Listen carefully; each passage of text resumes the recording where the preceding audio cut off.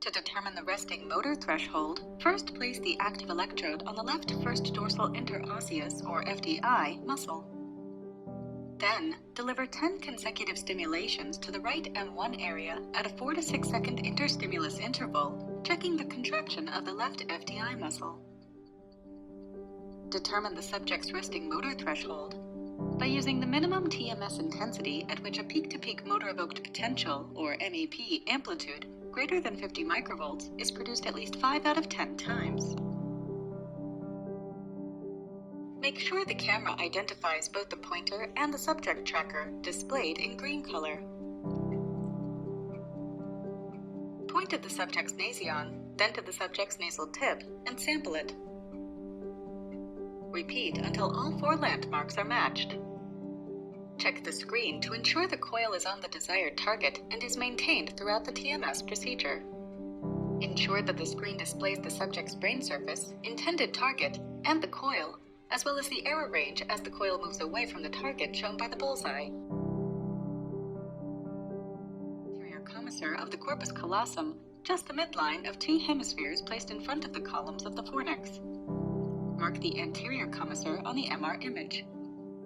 Likewise, find the patient's posterior commissure, the midline of the 2 hemispheres in the dorsal aspect of the upper end of the cerebral aqueduct. Mark the posterior commissure on the MR image. Next, click Reconstructions to make the skin structure. Include the whole skull with the nasal tip and both ears, and then display the skin morphology. Reconstruct the brain curvilinear after skin reconstruction.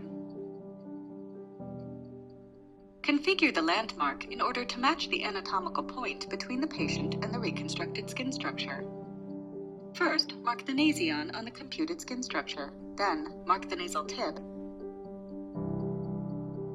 and each tragus on the skin structure. Following this, put the head strap with the subjective tracker on the participant's head. Ensure that the navigational camera detects and displays all of the tracking system of the subject, chair, and coil before proceeding. Calibrate the coil tracker with the calibration block of the navigational seating system before every neuronavigational TMS stimulation. To do this, click TMS Coil Calibration. At the second session, select the coil name used the first time and recalibrate. Finally, place the TMS coil horizontally on the standard point posterior of the calibration block. Check that the camera is detecting both the calibration block and coil tracker.